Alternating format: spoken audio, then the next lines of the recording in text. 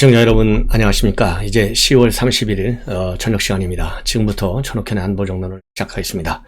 여러분들 아시다시피 이제 내일부터 본격적으로 국민의힘 경선 후보 이 선출을 위한 투표가 최종적으로 1, 2, 3, 4일간 진행됩니다. 여러분들의 한 표가 그야말로 정권 교체를 하는데 정말 중요한 역할을 하게 되는 그런 매우 뭐라 그럴까요, 중대한 순간에 이제 우리가 직면하고 있습니다. 우리 시청자 여러분들께서 그동안 나오는 여론조사 내용도 많이 이해하고 계실 것이고요. 그리고 이번 경선 무려 10번의 토론을 거쳐서 과연 누가 정권교체를 꼭 이뤄낼 수 있는 자질과 능력, 그리고 국민의 말하자면 신뢰를 받는지 충분히 아실 것 같아요. 그래서 여러분들께서는요, 그야말로 사감에 의지하지 마시고 이번만큼은 정말 정권교체, 왜냐하면 지금 이제 정권교체라고 하는 것은요, 이제 머릿속에 있는 상념의 세계가 아니라 현장으로 딱 볼 때 이재명이를 누가 이기느냐 딱 하나예요. 이재명이를 이길 수 있는 사람, 그리고 정권 심판론에 말하자면 선수가 될 수 있는 사람, 뭐 딱 이제 거의 정해진 거 아니겠어요?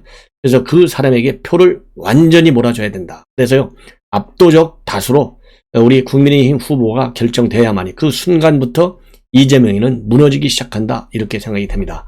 자, 그러다 보니까요, 이 우리 야권 경선 국면에서도 굉장히 지금 네거티브가 난무를 보이고 있고요. 그러다 보니까 이제 선관위원장도 이 경고의 메시지를 내놨어요.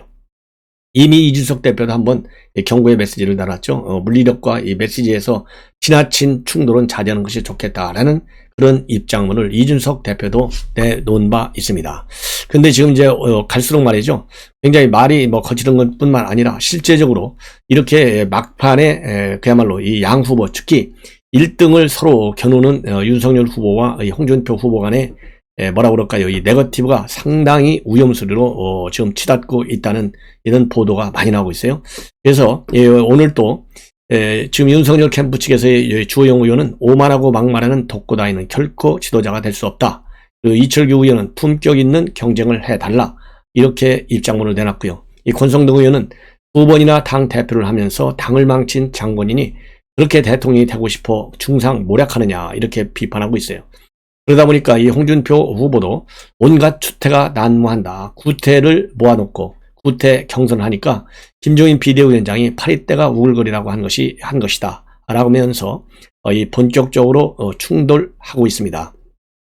자, 이러다 보니까 이제 핵심은요, 이렇게 지금 돌아올 수 없는 다리를 건널 정도의 네거티브전이 심화된 결정적 배기는 바로 어제 서울대동문 커뮤니티에, 즉 스누라이프에 어떤 글이 올라왔냐면, 우리 아버지한테 너무나 매일같이 독촉 전화한다, 누가 주호영과 권성도, 이 두 사람이. 그래서 만약에 제대로 잘 안 되면 공천을 주지 않겠다, 이렇게까지 압박하고 있다는 거예요. 국물도 없다, 이런 글이 올라오면서 이제 더 심하게 충돌하고 있는 상황입니다. 자, 이 서울대 도문 커뮤니티에 올라온 글과 관련해서 윤석열 캠프 측에서는 이거는 호의다, 이런 사실 자체가 존재하지 않는다 라고 주장하고 있고요. 그리고 이 권성동 의원은 이거 누가 올렸는지 법에 이 수사를 받도록 하겠다, 고소하겠다 라고 밝히고 있어요. 현재 이 글은 삭제된 상태에 있습니다. 그러다 보니까 이 홍 의원 측에서는요, 주호영과 권성동은 즉각 당적을 박탈하라, 이렇게 반발하고 있고, 윤석열 정장 쪽은 허위사실이자 선거에 영향을 미치는 불법행위다, 형사 고발을 통해서 작성자와 작성 경위를 따지겠다, 이렇게 지금 나오고 있어요. 그 모든 원인의 중심은요, 바로 당심 50%, 민심 50%인데, 민심이 어떻게 대책이 없잖아요. 그렇지만 이 당심은 이 조직력이 과연 누가 많이 가지고 있느냐, 또는 이 조직력에 있어서는 윤석열 총장 측이 압도적으로 많아요. 왜냐하면 현역 의원들이 거의 다 윤석열 총장 쪽으로 가 있지 않습니까?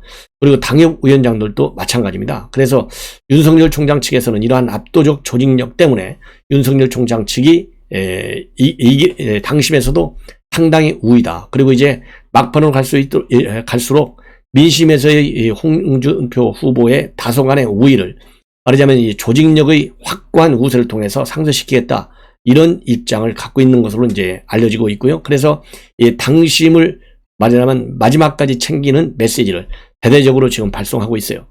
그리고 이제 홍 후보 측에서도요, 조직 열세를 시인하면서 그 예로 2002년도 노무현 후보 당시를 연상시키고 있습니다.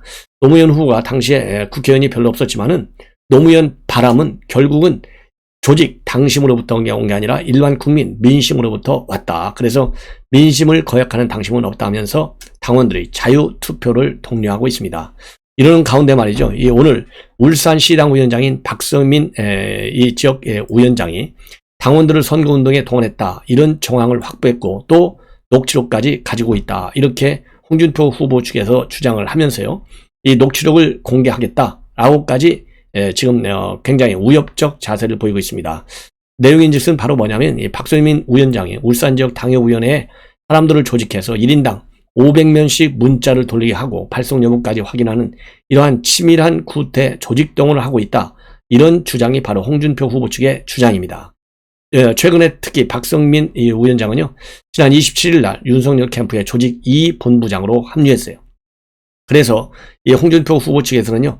당원 명부를 관리하는 시당 위원장으로서 중립성을 위반했기 때문에 당 지도부는 이런 박성민 위원장을 시당 위원장직 또는 캠프 직책을 내려놓도록 사퇴하도록 해야 한다. 이런 입장을 지금 내보이고 있어요.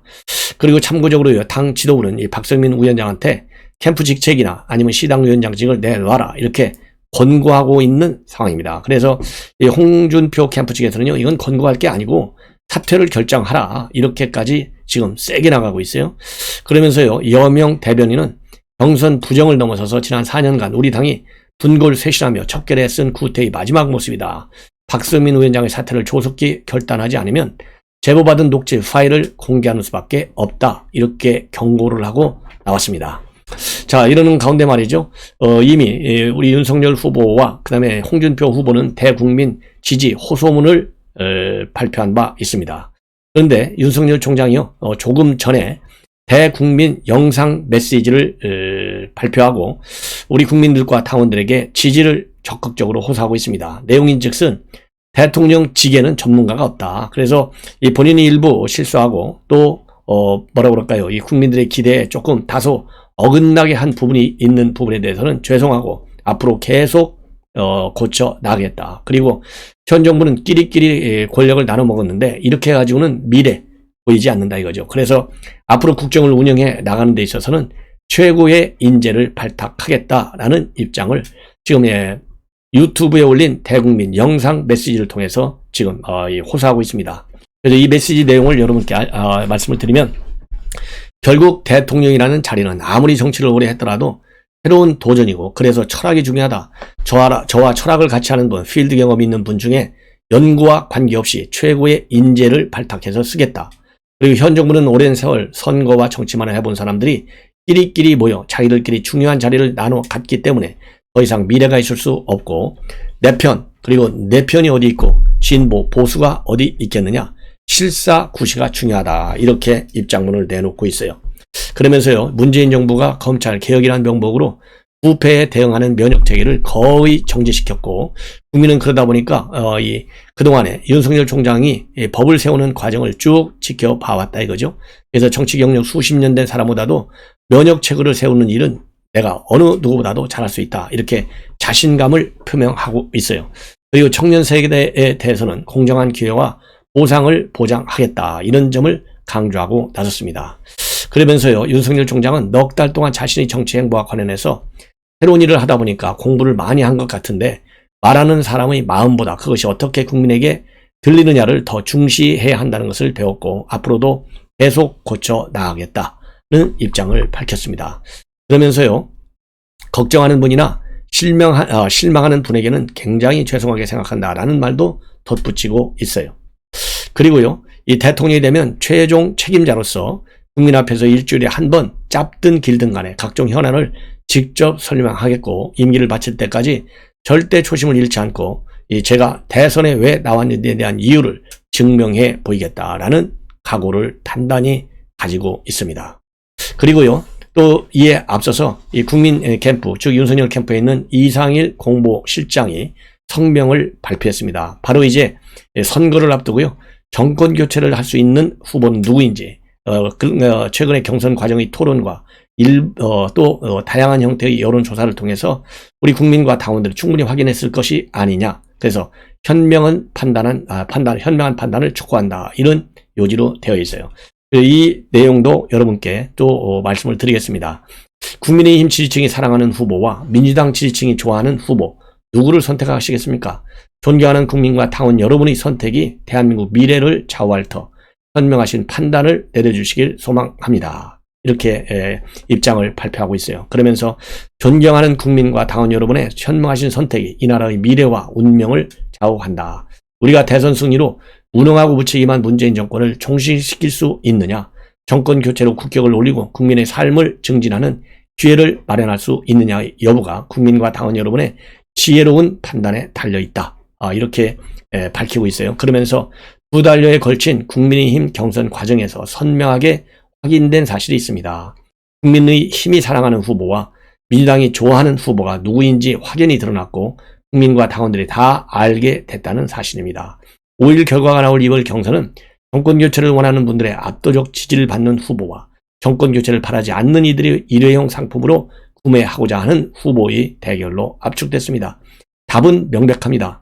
정권교체를 간절히 소망하는 분들이 선택할 후보를 뽑아야 내년 대선에서 승리할 수 있다는 것은 너무도 자명한 이치입니다.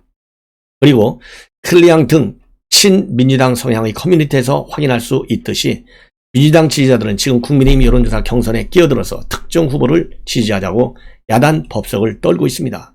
그 후보를 국민의힘 대표 선수로 만들어서야 민주당이 내년 대선에서 무난하게 이길 수 있다고 보고 우리 경선에 개입하려고 하는 것입니다. 문재인에서 이재명으로 이어지는 민주당 정권이 국정 운영을 다시 맡게 되는 것은 재앙 중의 재앙입니다. 그리고 민주당 정권이 연장되길 바라는 이들이 쉬운 상대라며 일회용으로 잠시 선호하는 후보를 국민의힘이 선출하게 된다면 우리에겐 대선 패배와 민주당 재집권이란 재앙이 닥칠 것입니다. 자, 이러면서요. 각종 여론조사에서 정권교체를 원한다고 응답하는 국민, 국민의힘을 지지한다고 밝히는 국민이 압도적으로 지지하는 후보는 윤석열 후보다. 이는 모든 여론조사에서 나타나는 일관된 민심입니다. 국민의힘 당원들 사이에서도 윤 후보 지지가 다른 후보들을 압도하고 있습니다. 정권교체 민심과 정권교체 당심은 윤석열입니다. 바로 이 대목은요, 제가 오늘 방송해드린 PNR, People Networks 리서치가 발표한 여론조사 결과를 보고 당심과 민심에서 압도적으로 윤석열 총장이 1위를 했다라고 제가 이 썸네일을 달아서 올렸는데요. 바로 그거하고 맥락을 같이 하는 것 같습니다. 예. 자, 그러면서요, 반면에 정권교체를 거부하는 사람들의 생각을 민심이라고 내세우는 후보가 있다. 민심의 속이 어떻게 다른지 구분하지 않고 정권교체 거부도 민심은 민심이고 그래서 민심은 내 편이라 이런 뜻이 내포된 주장을 하고 있는 후보가 있다. 그 후보의 의도는 뻔합니다. 국민과 당원을 헷갈리게 해서 어떻게든 표를 조금이라도 더 얻어보겠다는 것입니다. 자, 하지만 현명하신 국민과 당원들께서는 그 속셈을 이미 간파하고 있다. 예. 문재인 정권이 나라와 민생을 파탄내는 것을 보며 우리는 정권 교체로 국정을 바로잡고 공정과 정의를 바로 세우겠다며 절치부심해 왔다. 윤석열 후보를 선출하면 우리가 그동안 공들인 모든 노력이 대선 승리로 꽃을 피울 것입니다. 우리가 절실하게 가까운 정권 교체의 꿈이 현실로 나타날 것입니다. 예.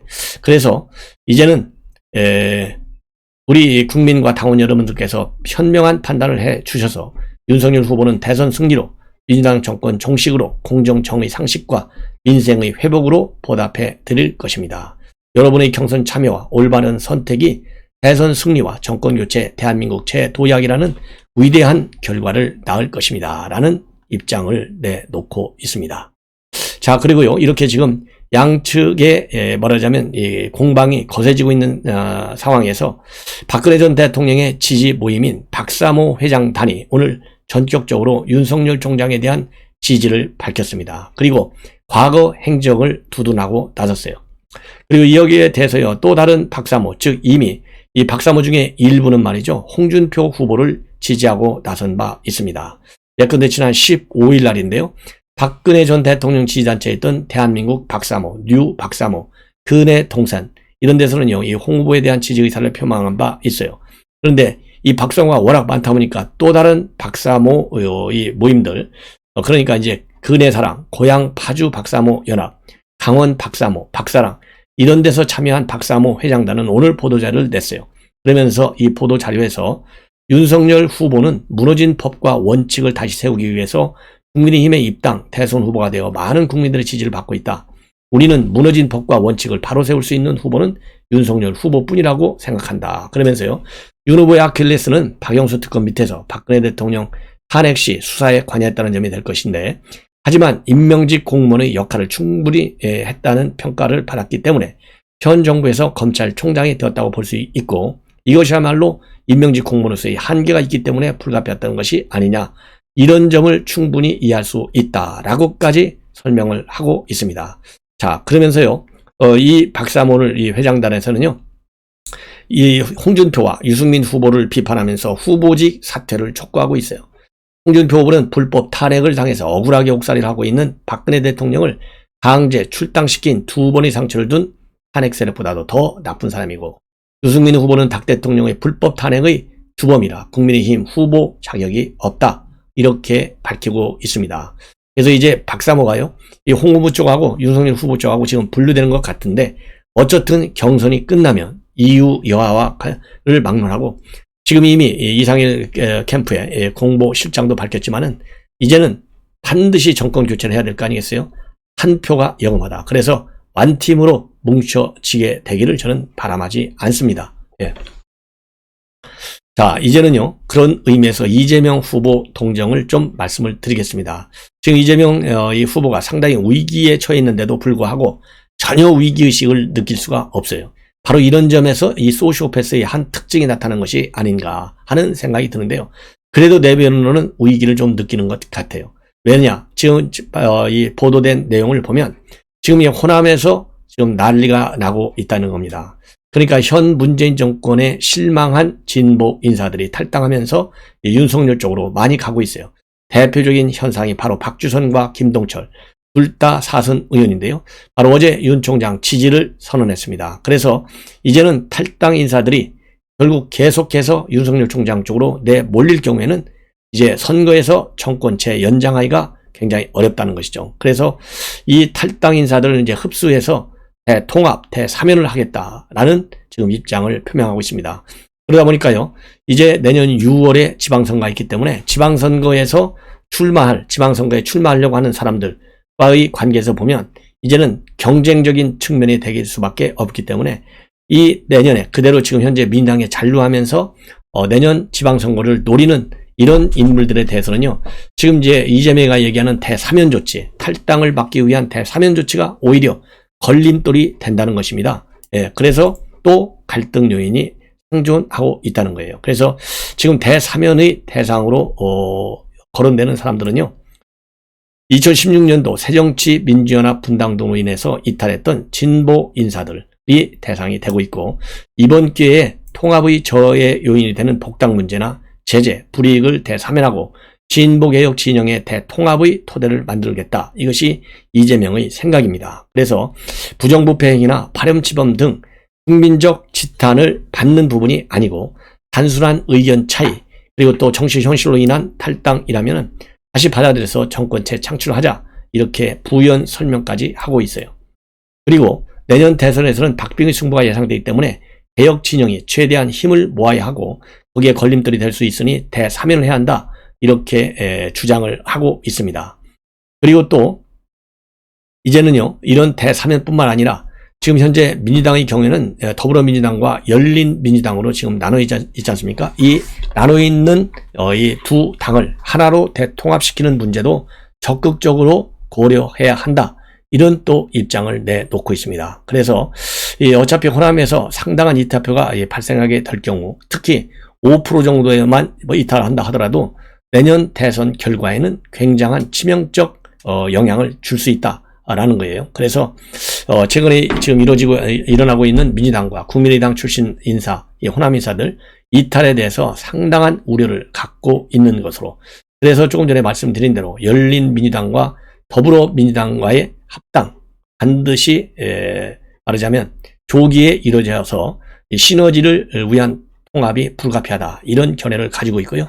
이렇게 이제 위기에 처하다 보니까 오늘 또 재난지원금 지금까지 한 100만 원 정도 지급해야 된다고 생각해 왔는데 현재 48만에서 50만 원 정도가 지급됐고, 추가로 1인당 30만 원에서 50만 원 정도는 더 지급해야 되겠고, 이것은 당의 후보로서 제안하는 것이고 지급 시기와 금액, 방법, 추경으로 할지 본 예산으로 할지 등은 당과 재정 당국이 협의해라, 이런 입장을 내보이고 있습니다.